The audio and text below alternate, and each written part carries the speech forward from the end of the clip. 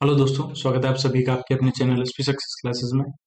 दोस्तों, IBPS clerk mains के लिए अपन मोस्ट एक्सपेक्टेड बहुत इंपॉर्टेंट क्वेश्चन का पेपर 2 ओपन करने जा रहे हैं। तो सभी लोगों से मेरी रिक्वेस्ट है, प्लीज वीडियो को लाइक करना है यार। और लाइक और कमेंट करने में कोई शर्म मत रखो। एंड कमेंट सेक्शन में जाओगे तो वहाँ पे हाइप का ऑप्शन आएगा आपको। सभी लोग प्लीज वीडियो को हाइप जरूर दे देना। तो स्टार्ट करते हैं सेशन को, ठीक है। और जिसने अभी तक पेपर 1 नहीं देखा है और एसबीआई क्लर्क के जो 3 पेपर थे वो नहीं देखे हैं, तो मैंने प्लेलिस्ट बना दी है पेपर के नाम से। तो जाके सारी जो वीडियो है वो देख लो जो पेपर वाली है। उसमें सारे इंपॉर्टेंट क्वेश्चन है, ठीक है। और ये अपना पेड बैच चल रहा है आईबीपीएस क्लर्क के लिए, ठीक है। इसको 149 में आप बाई कर सकते हो, ओके। और इसका लिंक डिस्क्रिप्शन में है। नेक्स्ट चलते हैं अब पहले क्वेश्चन के ऊपर। उससे पहले मैं एक बार रिकॉर्डिंग प्रॉपर चेक कर लेता हूँ। तो रिकॉर्डिंग बिल्कुल सही चल रही है, ठीक है। अब बात करते हैं सबसे पहला क्वेश्चन। इस क्लास में जितने भी क्वेश्चन है सारे बहुत ही ज्यादा बेहतरीन और बहुत ही इंपॉर्टेंट है। पहला क्वेश्चन, मारिया कोरिना मशादो को भी रिसेंटली नोबेल पीस प्राइज मिला 2025 का for promoting democratic right and peaceful transition from dictatorship. और हर साल जो है नोबेल प्राइज के जो अवार्ड मिलते हैं, कब मिलते हैं? 10 दिसंबर को मिलते हैं। एंड नोबेल पीस प्राइज की जो सेरेमनी होती है वो ओस्लो, नॉर्वे में होती है। एंड मारिया कोरिना मशादो जो है ये कौन सी कंट्री से बिलोंग करती है, ये क्वेश्चन पूछा है एग्जाम में। ऐसा ही होता है, क्वेश्चन की सारी इंफॉर्मेशन देके उसमें से कोई एक इंफॉर्मेशन पूछ लेते हैं, ठीक है। और क्वेश्चन घुमा के पूछते हैं। तो देखो, इसके अंदर बहुत सारे क्वेश्चन है। सबसे पहला कि नोबेल पीस प्राइज किसने जीता है? मारिया कोरिना मशादो ने जीता है। और नोबेल प्राइज जो है हर साल कब दिए जाते हैं, कौन सी डेट पे दिए जाते हैं? 10 दिसंबर को। एंड नोबेल पीस प्राइज की जो सेरेमनी है वो कहाँ पे हुई है? ओस्लो, नॉर्वे में हुई है। और इनको क्यों मिला है? For promoting democratic right and peaceful transition from dictatorship. तो ये बिलोंग करती है वेनेजुएला से। Very important question.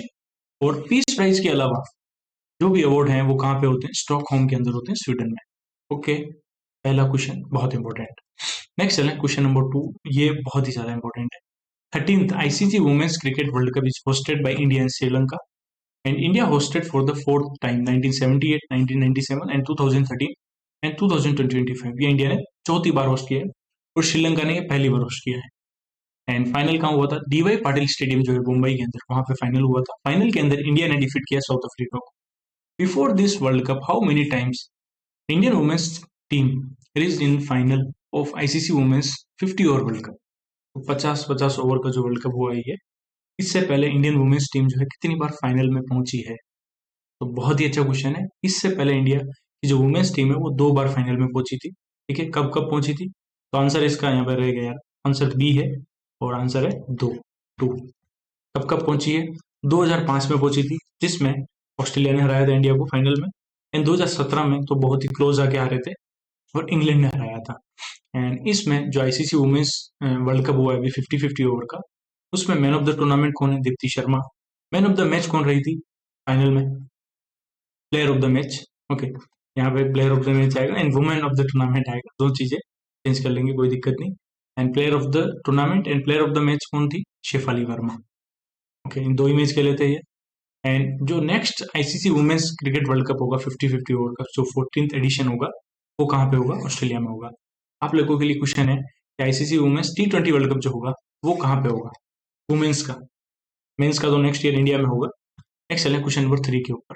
कौन सी ऑर्गेनाइजेशन ने रिसेंटली पार्टनरशिप की है एसबीआई फाउंडेशन के साथ to launch the smart crop sustainable monitoring and real time tracking for crop resilience and optimal practices project to support small holder farmer in October 2025। तो जो भी स्मॉल होल्डर फार्मर है उनको support करने के लिए अभी स्मार्ट क्रॉप इनिशिएटिव इक्रीसेट ने एसबीआई फाउंडेशन के साथ मिलकर लॉन्च किया है। इक्रीसेट ऑप्शन नंबर सी इसका आंसर है। International crop research institute for the semi arid tropics. ICRISAT का हेडक्वार्टर कहाँ है? हैदराबाद के अंदर है, तेलंगाना में। तो एसबीआई फाउंडेशन जो है सीएसआर आर्म है, कॉर्पोरेट सोशल रेस्पॉन्सिबिलिटी आर्म है स्टेट बैंक ऑफ इंडिया की। उसने university of agriculture science, international crop research institute for the semi arid topics and एग्रीविच, इसके साथ मिलके स्मार्ट क्रॉप लॉन्च किया। स्मार्ट क्रॉप की फुल फॉर्म है sustainable monitoring and real time tracking for crop resilience and optimal practices, जो हैदराबाद में launch किया है ये। एंड ये 3 साल का इनिशिएटिव है, जिसको सपोर्ट कौन करेगा? एसबीआई फाउंडेशन का ही एक प्रोग्राम है, live livelihood and entrepreneurship accelerator programme. Clear है? नेक्स्ट चलें क्वेश्चन नंबर 4 के ऊपर। अभी रिसेंटली $460 मिलियन का लोन जो है एशियन डेवलपमेंट बैंक ने किसको दिया है for the power distribution investment programme for agriculture solarisation. तो इससे पहले जिसने भी लोन एंड डेटाबेस की वीडियो नहीं देखी है तो वो जाके एक बार जरूर देख लेना, उससे आपके सारे लोन लास्ट 5 महीने के लोन और डेटाबेस की वीडियो चीजें याद हो जाएगी सारी। और $460 मिलियन का loan power distribution investment programme के लिए और एग्रीकल्चर सोलराइजेशन के लिए एशियन डेवलपमेंट बैंक ने किसको दिया है? महाराष्ट्र को दिया है। एनएडीबी ने $125 मिलियन का दिया था आसाम को। मध्य प्रदेश में इंदौर मेट्रो बन रही है, वहां पे $190 मिलियन दिया है। एंड गुजरात में एम्प्लॉयबिलिटी एंड स्किल बढ़ाने के लिए $109.97 मिलियन का लोन दिया है। क्लियर है यहाँ तक सारी चीजें? एंड 460 में से 40 मिलियन जो है कंसेशनल लोन है वो क्लीन टेक्नोलॉजी फंड के द्वारा मिलेगा जो एडीबी के अंडर ही आता है। नेक्स्ट चलें क्वेश्चन नंबर 5 के ऊपर। अभी रिसेंटली एपीटीए पोर्टल लॉन्च किया गया by central council for research in Ayurvedic science के द्वारा for document the life and contribution of the prominent Ayurveda practitioners and luminaries who have preserved practised and promoted Ayurveda. मतलब जिसने भी आयुर्वेदा को प्रिजर्व किया है, प्रैक्टिस की है और आयुर्वेदा को काफी फेमस किया है, प्रमोट किया है, तो उसके लिए भी CCRIS जो है central council for research in Ayurvedic science, उन्होंने एक इनिशिएटिव लॉन्च किया जिसका नाम है, एक पोर्टल लॉन्च किया है एपीटीए पोर्टल। तो एपीटीए में ए क्या है? ए की फुल फॉर्म पूछ रहे हैं, तो ए की फुल फॉर्म में option number A admirable. APT है admirable personalities to transform Ayurveda portal. जो भी एडमिरेबल पर्सनैलिटी है जिन्होंने आयुर्वेदा में बहुत अच्छा वर्क किया है उनको उनके लिए एक पोर्टल लॉन्च किया जिसका नाम है admirable personalities to transform Ayurveda portal. Question number 6 पे चलते हैं। आर्चरी प्रीमियर लीग का पहला एडिशन हुआ अभी इंडिया में, उसको किसने जीता है? उसका जीता है ऑप्शन नंबर ए राजपूताना रॉयल्स ने। इन्होंने फाइनल में हराया पृथ्वीराज योद्धा को। और ये जो आर्चरी प्रीमियर लीग हुआ है उसके ब्रांड एम्बेसडर कौन थे? रामचरण। और इसमें 6 टीम ने पार्टिसिपेट किया था total. Okay, next question number 7 पे चलते हैं। तो 2025 का जो सखारोव प्राइज है वो किसको मिला? एंद्रेज पकोबट एंड मिया अमेग्लोबेली, इनको मिला for the freedom of thought. तो इसमें इस प्राइज के जो सखारोव प्राइज है उसमें कैश प्राइज कितना मिलता है, मॉनेटरी बेनिफिट कितना मिलता है? तो वो है 50,000 यूरो, 50,000 यूरो। एंड जो रमन मैग्सेसे अवार्ड है उसमें भी $50,000 ही है कैश प्राइज, $50,000 है। और सखारोव प्राइज में 50,000 यूरो है। किस किस को मिला है सखारोव प्राइज? जो मिला है एंद्रेस पकोबट जो है पोलैंड के, उनको मिला। एंड मिया अमेग्लोबेली, ये जियोर्जिया की जर्नलिस्ट है, एंड दोनों ही जेल के अंदर है क्योंकि इन्होंने वर्क किया है फ्रीडम ऑफ, किसके लिए वर्क किया है?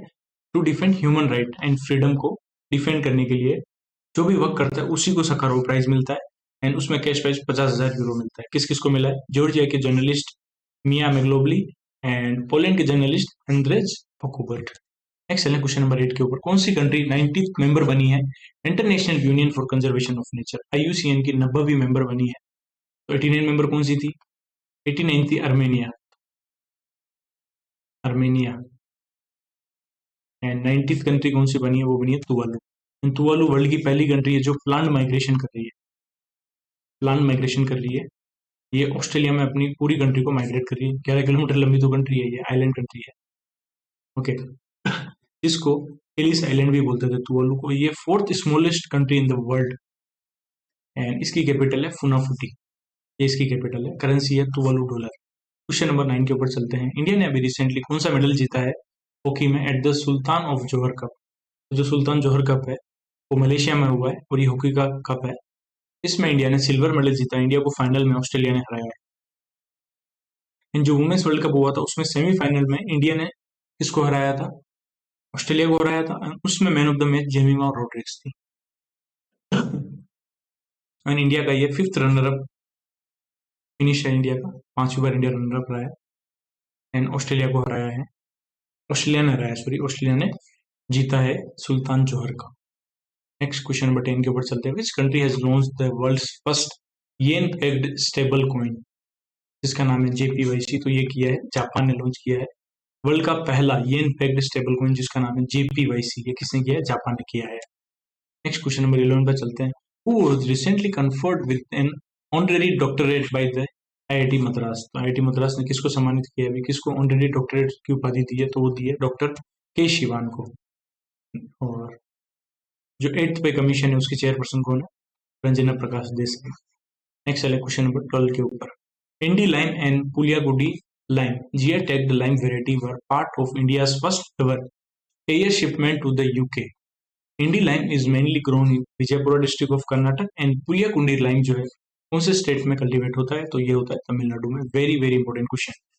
तो जो इंडी लाइम है वो तो होता है कर्नाटक के अंदर, ये दोनों जीआई टैग्ड प्रोडक्ट है। जीआरएसटी का हेडक्वार्टर कहाँ पे, चेन्नई में है।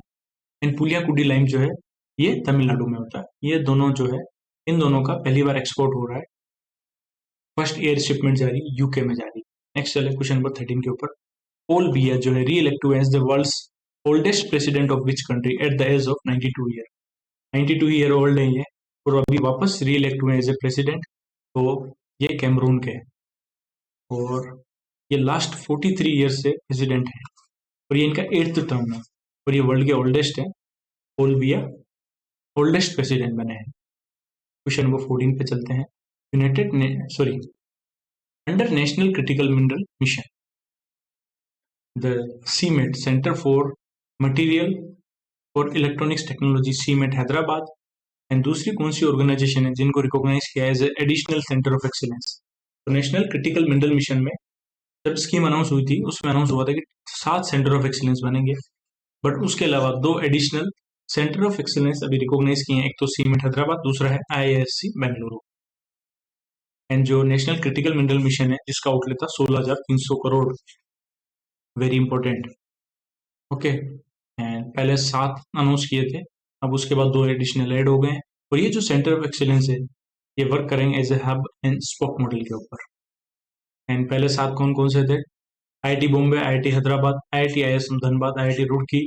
सीएसआईआर की 2 लैब है, एक तो आईएमएमटी भुवनेश्वर के अंदर, दूसरी है सीएसआईआर की NML Jamshedpur and NFTDC Hyderabad. And 2 कौन सी है, CMET Hyderabad and ISC Bengaluru. Total 9 centre of excellence head हो गए। क्वेश्चन नंबर 15 के ऊपर चलते हैं, recently India's first animal birth control training centre has been established in which location. तो इंडिया की पहली animal birth control training centre अभी रिसेंटली लखनऊ में एस्टेब्लिश की है। एंड इक्विन फ्री डिजीज का जो सेंटर है पहला, वो कहाँ सेटअप किया है, वो कमेंट सेक्शन में बताना। क्वेश्चन नंबर 16 पे चलते हैं, कौन से अमेरिका का कौन सा स्टेट है जिसने ऑफिशियली दिवाली जो है उसको एक स्टेट हॉलीडे डिक्लेयर किया है, तो ये किया है कैलिफोर्निया ने डिक्लेयर किया है, दिवाली के दिन स्टेट हॉलीडे रहेगी, सिंपल चीज। नेक्स्ट है क्वेश्चन नंबर 17 के ऊपर, United Nation has observed International Day for Disaster Risk Reduction on which day to raise global awareness and encourage action for reducing disaster risk. तो डिजास्टर रिस्क के लिए United nation day मनाती है, वो मनाती है 13 अक्टूबर को। ठीक है, 13 ध्यान तेरे को रखना है रिस्क से, तो 13। तो international Day for Disaster Risk reduction आता है 13 अक्टूबर को, और इसकी थीम है fund resilience not disaster. Question number 18 के ऊपर चलते हैं, अडानी ग्रुप जो है वो कंस्ट्रक्ट कर रहा है एक ropeway to the Kedarnath Dham in Uttarakhand with an aim to make the pilgrimage route safer and more convenient. जो रोपवे बन रहा है वो कनेक्ट करेगा सोनप्रयाग डिस्ट्रिक्ट जो है उसको केदारनाथ से, और इसके लिए टोटल इन्वेस्टमेंट कितनी होगी, टोटल खर्चा कितना होगी 4,081 करोड़। कमेंट सेक्शन में बताना ये जो रोपवे है टोटल इसकी लेंथ कितनी है, ओके, कितने किलोमीटर का ये बनेगा। नेक्स्ट क्वेश्चन नंबर 19 पे चलते हैं, किसको भी जापान की फर्स्ट वुमेन प्राइम मिनिस्टर बनी है, तो कौन जापान की फर्स्ट वुमेन प्राइम मिनिस्टर बनी है जापान की, तो है ऑप्शन नंबर बी स्ने टेकीशी जो है ये बने हैं, और इन्होंने रिप्लेस किया है शिगेरू इशिबा को रिप्लेस किया है।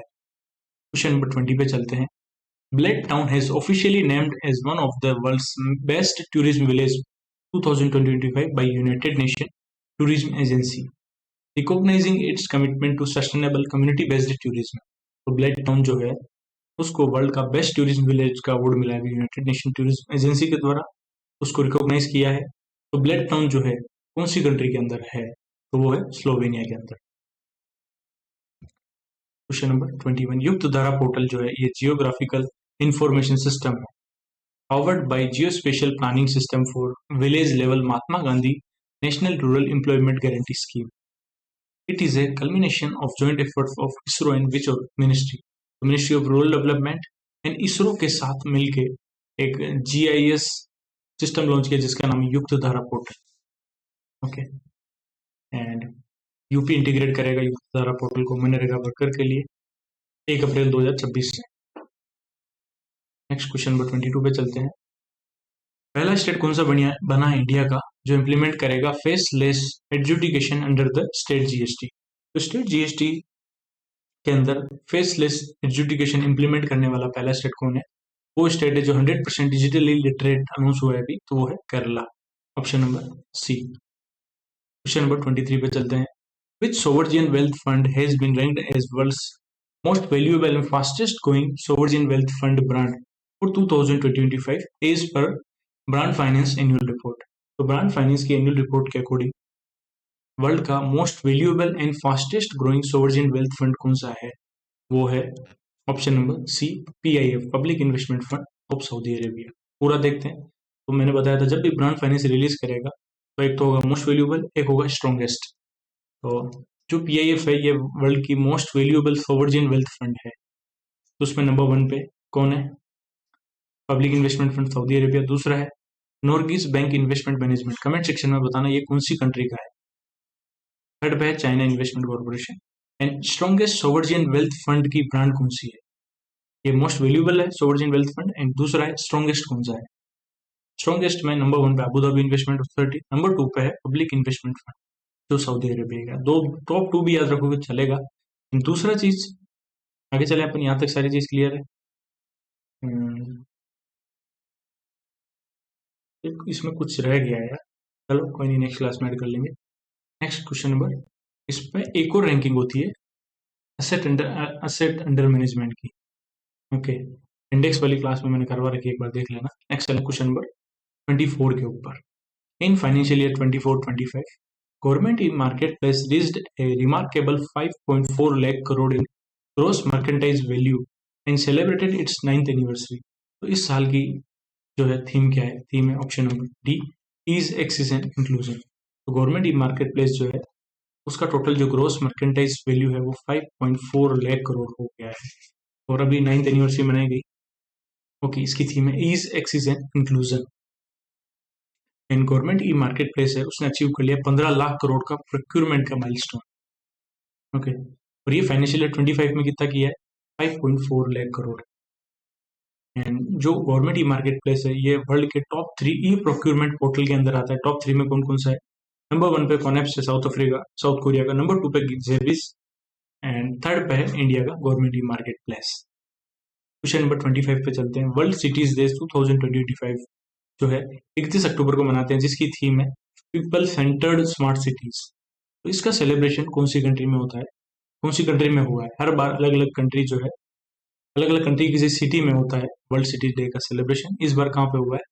तो ये हुआ, इस बार सेलिब्रेशन हुआ है कोलंबिया के अंदर। ठीक है, एंड इसी से रिलेटेड क्वेश्चन है 38th Bogota international book fair जो हुआ है, यहीं पे वर्ल्ड सिटी डेज का सेलिब्रेशन भी बोगोता में हुआ है। तो 38th Bogota international book fair जो है कोलंबिया का, उसमें गेस्ट ऑफ ऑनर जो है वो इंडिया को सेलेक्ट किया है। वर्ल्ड सिटी डेज का जो सेलिब्रेशन है वो कोलंबिया के अंदर होगा। Next question number 26। According to the Numbeo safety index 2025 which city is ranked as the safest city in India? India की सेफेस्ट सिटी है मैंगलोर, जो कौन से नंबर पे है? सेफेस्ट सिटी है इंडिया मैंगलोर जो है। सिटी वाइज देखें, इसमें दो टाइप से रैंकिंग है, एक city wise, country wise. City wise जो है मैंगलोर 49 नंबर पे है, ये इंडिया की सेफेस्ट सिटी है। एंड कंट्री वाइज इंडिया की रैंक 67 है। एंड सेकंड नंबर पे है Vadodara, Ahmedabad and Surat, 2, 3 and 4 पे है। एंड कंट्री वाइज देखें अगर इंडिया की रैंक, तो कंट्री वाइज है 67। और सिटी वाइज देखें, सिटी वाइज टॉप की है अबू धाबी, UAE की जो सिटी है अबू धाबी, और 9th कंसेक्यूटिव ईयर टॉप किया है। नंबर 2 पे दोहा है कतर का, नंबर 3 पे दुबई है, 4 पे शारजा, 5 पे तेपी है। इन कंट्री वाइज कौन है? नंबर 1 पे UAE, नंबर 2 पे एंडोरा, नंबर 3 पे कतर, 4 पे ताइवान एंड 5 पे मकाओ। क्वेश्चन नंबर 27 पे चलते हैं। Identify the first miscellaneous NBFC in India to surpass a business turnover of 1 lakh crore. तो अभी 1 लाख करोड़ का बिजनेस टर्नओवर जो है कौन सी मिसलेनियस NBFC ने अचीव किया है? तो वो है option number C, Kerala state financial enterprise ने। Okay. And Shriram finance and Muthoot Fincorp, इन दोनों के ऊपर ही आरबीआई ने 2.7 लाख रुपीस की पेनल्टी लगाई थी। क्वेश्चन नंबर 28 पे चलते हैं। जो एससीओ समिट होगा 2027 में, वो कौन सी कंट्री होस्ट करेगी? वो करेगी Pakistan. And current SCO summit कहाँ हो रहा है? चाइना में हो रहा है। एंड नेक्स्ट जो एससीओ समिट होगा 2026 में, वो किर्गिस्तान में होगा।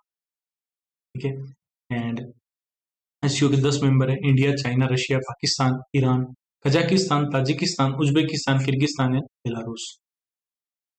इसमें एक तुर्कमेनिस्तान नहीं है, एक तो ये याद रखना। ठीक है। ओके। 10 कंट्री है, मेंबर कंट्री याद रखनी है। बेलारूस जो है 10th मेंबर कंट्री है एससीओ की। एंड एससीओ की ऑर्गेनाइजेशन है रेड्स, उसकी चेयरमैनशिप भी पाकिस्तान के पास ही है इस साल की। और जो एससीओ इसका हेडक्वार्टर है बीजिंग, चाइना के। क्लियर है। इंडिया ने 2017 में एससीओ ज्वाइन किया था।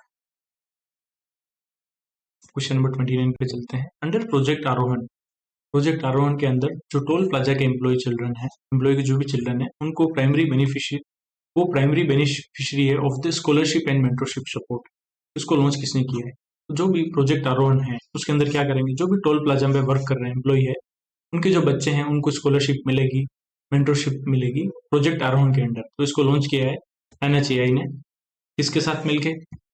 एनएचएआई ने वर्टिस इंफ्रास्ट्रक्चर ट्रस्ट के साथ मिलके इसको लॉन्च किया और इसको इम्प्लीमेंट करेगी एसएमईसी ट्रस्ट भारत के। ओके। और इसमें स्टार्टिंग में कितने बच्चों को कवर करेंगे? 500 स्टूडेंट को कवर करेंगे। एंड फाइनेंशियली 25-26 के लिए स्कॉलरशिप 12,000 रुपये मिलेगी एनुअली। ठीक है। जो भी क्लास 11 से ग्रेजुएशन तक के स्टूडेंट है उनको 12,000 रुपये की एनुअली स्कॉलरशिप मिलेगी। और जो 50 ब्राइट स्टूडेंट है जो पीजी के लिए जा रहे हैं, उससे आगे पढ़ने जा रहे हैं, तो उनको 50,000 रुपये मिलेंगे ईच को। ये भी एनुअली स्कॉलरशिप मिलेगी। एंड टोटल फंड एलोकेट कितना किया है प्रोजेक्ट अराउंड में? 1 करोड़ रुपए एलोकेट किया फर्स्ट फेज में। क्लियर है। बस ये चीजें याद रखनी है आपको। क्वेश्चन नंबर 30 पे चलते हैं। कौन सा स्टेट इंडिया का पहला स्टेट बना है to empanel fine language interpreter and translator and special educator under the Juvenile Justice Act 2015?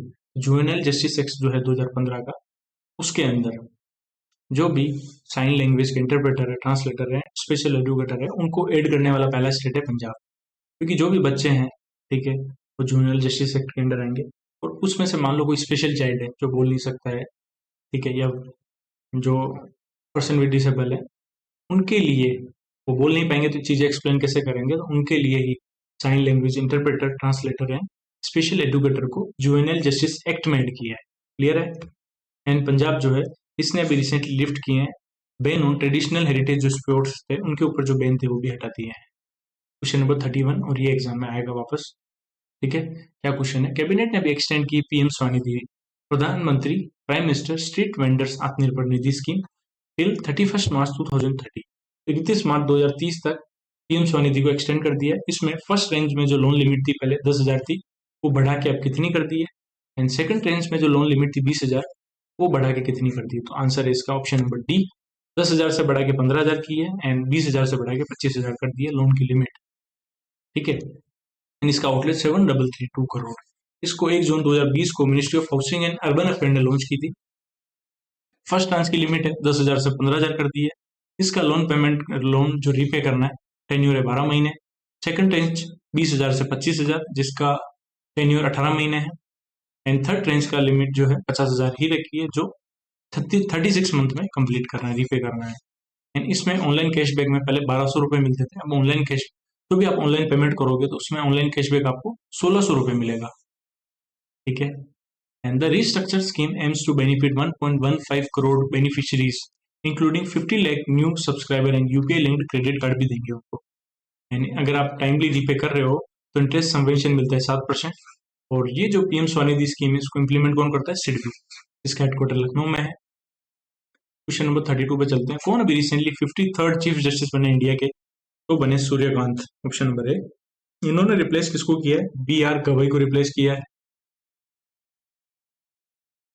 And कौन से आर्टिकल के अंदर ये बने? इंडियन कॉन्स्टिट्यूशन के आर्टिकल 124 का सेक्शन 2 के under 53rd chief justice of India बने हैं। ओके। उनका नाम है सूर्यकांत। क्वेश्चन नंबर 33 पे चलते हैं। APEDA, agriculture and processed Food Product Export Development Authority (EPEDA) recently facilitated the first ever export consignment of fortified rice kernel from Chhattisgarh to which country? तो पहला इंडिया ने टारगेट किया था वर्ल्ड फूड प्रोग्राम के साथ कि वो 2 lakh metric ton fortified rice जो है सप्लाई करेगा, ये टारगेट किया था। और अभी एपेडा क्या कर रहा है, पहला एक्सपोर्ट कंसाइनमेंट जो है वो फोर्टिफाइड राइस जो कर्नेल है वो छत्तीसगढ़ से कौन सी कंट्री भेज रहे हैं, कोस्टारिका। कोस्टारिका न्यूज में था क्योंकि third United nation ocean conference जो है फ्रांस के नाइस में हुई थी, बट को होस्ट किया था फ्रांस और कोस्टारिका ने। एंड एपेडा ने फैसिलिटेट किया था first export of 12 metric ton of fortified rice kernel from Raipur Chhattisgarh to Costa Rica जा रहे हैं ये, ठीक है। 12 मेट्रिक टन का टोटल कंसाइनमेंट है ये। और ये जो एक्सपोर्ट है सपोर्ट करेगा इंडियन गवर्नमेंट का कुपोषण मुक्त भारत प्रोग्राम को सपोर्ट करेगा, ठीक है। नेक्स्ट चले अपन क्वेश्चन नंबर 34 के ऊपर। The national capital region is set to become home to India's first Disneyland park. तो एनसीआर में इंडिया का पहला डिज्नीलैंड पार्क बनने जा रहा है with the Haryana government proposing a 500 acre amusement and entertainment destination in. तो ये मानेसर में बन रहा है, इंडिया का पहला डिज्नीलैंड पार्क का बन रहा है मानेसर में, ठीक है। इसको किसने ओन किया है, वॉल्ट डिज्नी कंपनी ने ओन किया है। और वर्ल्ड में टोटल 5 डिज्नीलैंड है, कैलिफोर्निया, ठीक है, फ्लोरिडा में है, पेरिस में है, टोक्यो में है और हांगकांग में है, ठीक है। और इंडिया में बन रहा है, इंडिया का पहला काम बन रहा है मानेसर में। Question number 35, the second ship of project 17A जिसका नाम है उदयगिरी, ठीक है, ये इंडियन नेवी को डिलीवर किया है। इसको किसने, कौन सी कंपनी ने कंस्ट्रक्ट किया है, तो किया है Mazagon Dock Ship Builders Limited ने उदयगिरी को बनाया है। एंड दूसरी हिमगिरी को बनाया GRC ने, Gardener Ship Builders limited.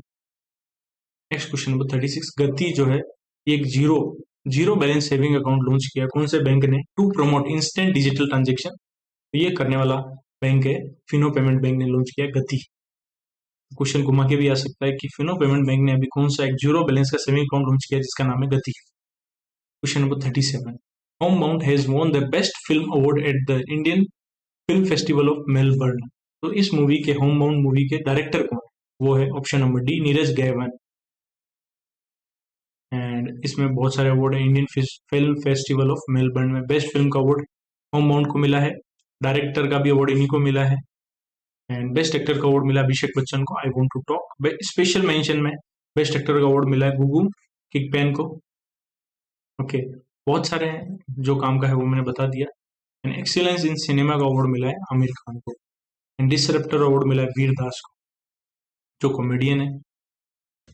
Question number 38 पे चलते हैं, what is the duration of आत्मनिर्भरता इन पल्स वेव, का ड्यूरेशन क्या है, तो ऑप्शन नंबर बी 2025 से 2031 तक।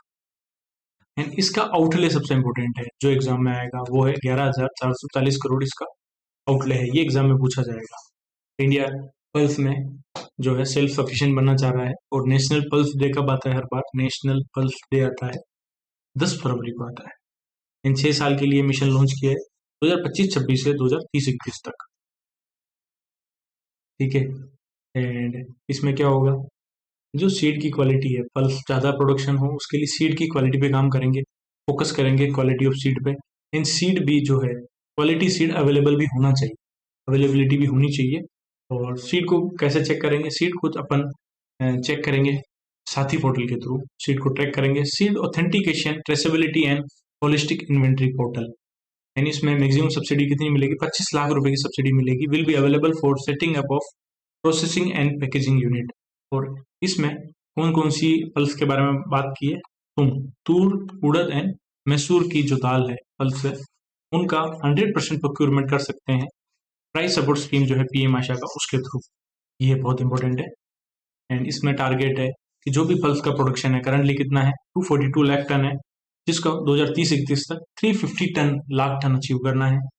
एंड पल्स कल्टीवेशन का जो एरिया है, area under pulse cultivation currently 242 lakh hectare है, जो बढ़ा के 310 लाख हेक्टेयर करना है।